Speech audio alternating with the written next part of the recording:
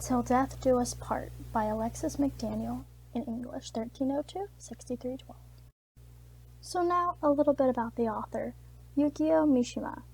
Yukio Mishima was a Japanese author, poet, playwright, actor, model, film director, nationalist, and founder of the Tatsunoko. The Tatsunoko is a private militia in Japan dedicated to traditional Japanese values and veneration of the emperor. Basically, they're trying to get the power back to the emperor and make sure that he doesn't get overthrown or anything like that, and they kill whoever goes against them. This author he died on November 25th, 1970 by Kashokunin, which is decapitation. This task was assigned to Sakatsu Morita, and after 3 failed attempts, he knelt down and stabbed himself in the abdomen. And this is also a photo of the author. Now let's talk a little bit about Japan. On the right, there's an image of the country itself, and then right below that is actually a picture of the author, and the event he's leading is similar to the one that's in the story.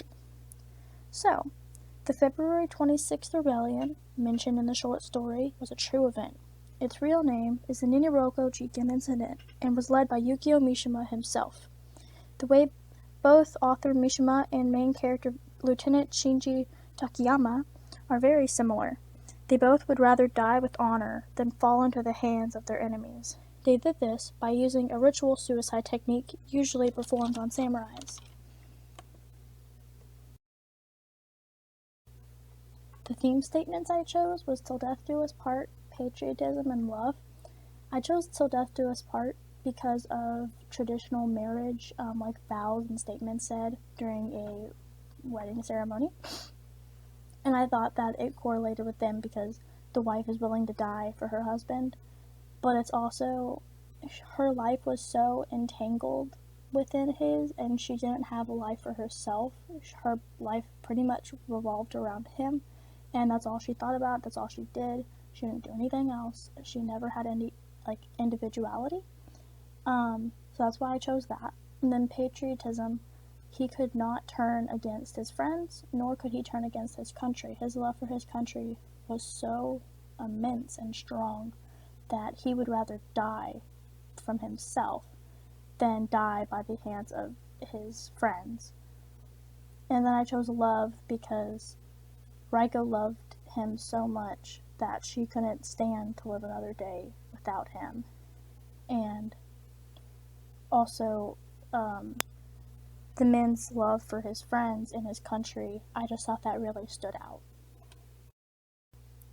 The first cultural element I'm going to be going over is patriotism.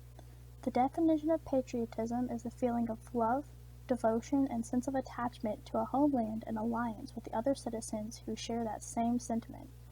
This attachment can be a combination of many different feelings relating to one's own homeland, including ethnic, cultural, political, or historical aspects. And now some text evidence that's actually found on page 99 of Patriotism. I'll read that out loud for you.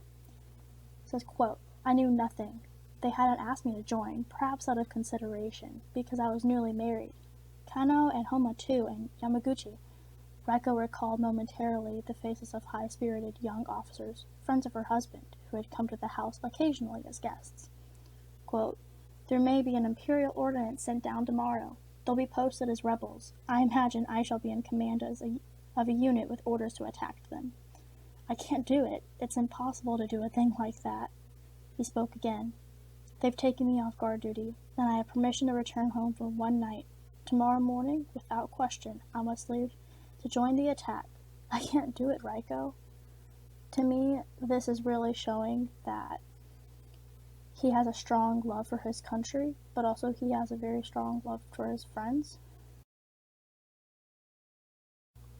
The second cultural element I'm going to be discussing is death poems.